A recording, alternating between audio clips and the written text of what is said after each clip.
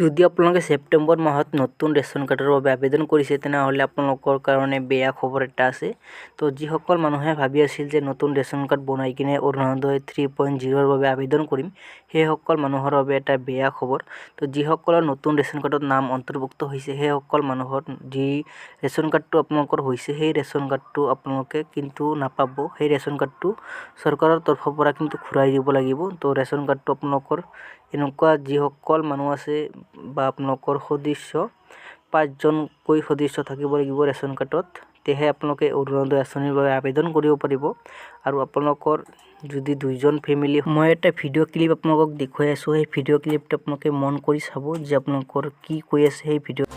যিহেতু মাননীয় মুখ্যমন্ত্ৰী ডাঙৰীয়াই বা আমাৰ চৰকাৰে কৈছিলে যে ৰেচন কাৰ্ড যিসকলৰ আছে তেওঁলোকে অৰুণোদয় পাব বুলি কৈছিলে, আৰু সেইটোৰ সুযোগ লৈ পেলাই ঠাই বিশেষকৈ ধুবুৰী অঞ্চলত বা আপোনাৰ হাইলাকান্দিতে হওক বা বৰপেটাতে হওক বা এইপিনে ধৰক গোৱালপাৰাতে হওক, এনেকুৱা অঞ্চলত দেখিছোঁ যে বহুতে ৰেচন কাৰ্ড স্প্লিট কৰি পেলাই যে তেওঁলোকে দুটা পৰিয়াল তেওঁলোকে দেখাইছে। তেতিয়া এইটো স্বাভাৱিকতে এটা সন্দেহ এটা হৈছে যে এটা পৰিয়াল যে এনেকুৱা ধুবুৰী অঞ্চলৰ বা বৰপেটা বা গোৱালপাৰা অঞ্চলৰ যে এই পৰিয়ালবিলাক তাৰমানে সন্তানহীন পৰিয়াল নেকি।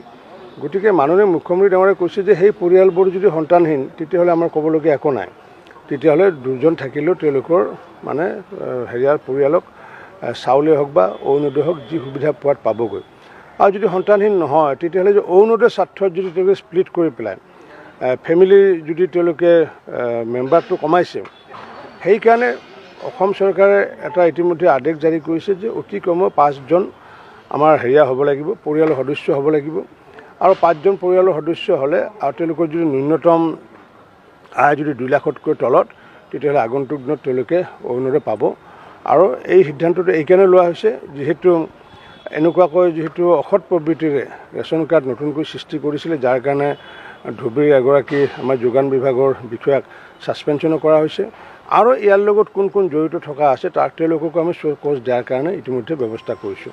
যিহেতু মাননীয় মুখ্যমন্ত্ৰী ডাঙৰীয়াই বা আমাৰ চৰকাৰে কৈছিলে যে ৰেচন কাৰ্ড যিসকলৰ আছে তেওঁলোকে অৰুণোদয় পাব বুলি কৈছিলে, আৰু সেইটোৰ সুযোগ লৈ পেলাই ঠাই বিশেষকৈ ধুবুৰী অঞ্চলত বা আপোনাৰ হাইলাকান্দিতে হওক বা বৰপেটাতে হওক বা এইপিনে ধৰক গোৱালপাৰাতে হওক, এনেকুৱা অঞ্চলত দেখিছোঁ যে বহুতে ৰেচন কাৰ্ড স্প্লিট কৰি পেলাই যে তেওঁলোকে দুটা পৰিয়াল তেওঁলোকে দেখাইছে। তেতিয়া এইটো স্বাভাৱিকতে এটা সন্দেহ এটা হৈছে যে এটা পৰিয়াল যে এনেকুৱা ধুবুৰী অঞ্চলৰ বা বৰপেটা বা গোৱালপাৰা অঞ্চলৰ যে এই পৰিয়ালবিলাক তাৰমানে সন্তানহীন পৰিয়াল নেকি। গতিকে মাননীয় মুখ্যমন্ত্ৰী ডাঙৰীয়াই কৈছে যে সেই পৰিয়ালবোৰ যদি সন্তানহীন তেতিয়াহ'লে আমাৰ ক'বলগীয়া একো নাই, তেতিয়াহ'লে 2জন থাকিলেও তেওঁলোকৰ মানে পৰিয়ালক চাউলেই হওক বা অৰুণোদয় হওক যি সুবিধা পোৱাত পাবগৈ। আৰু যদি সন্তানহীন নহয় তেতিয়াহ'লে যে অৰুণোদয় স্বাৰ্থত যদি তেওঁলোকে স্প্লিট কৰি পেলাই ফেমিলি যদি তেওঁলোকে মেম্বাৰটো কমাইছে, সেইকাৰণে অসম চৰকাৰে এটা ইতিমধ্যে আদেশ জাৰি কৰিছে যে অতি কমেও 5জন আমাৰ হ'ব লাগিব, পৰিয়ালৰ সদস্য হ'ব লাগিব। আৰু 5জন পৰিয়ালৰ সদস্য হ'লে আৰু তেওঁলোকৰ যদি ন্যূনতম আয় যদি 2 লাখতকৈ তলত, তেতিয়াহ'লে আগন্তুক দিনত তেওঁলোকে অৰুণোদয় পাব। আৰু এই সিদ্ধান্তটো এইকাৰণে লোৱা হৈছে যিহেতু যিহেতু অসৎ প্ৰবৃত্তিৰে ৰেচন কাৰ্ড নতুনকৈ সৃষ্টি কৰিছিলে, যাৰ কাৰণে ধুবুৰীৰ এগৰাকী আমাৰ যোগান বিভাগৰ বিষয়াক ছাছপেনশ্যনো কৰা হৈছে। আৰু ইয়াৰ লগত কোন জড়িত থকা আছে তাক তেওঁলোককো আমি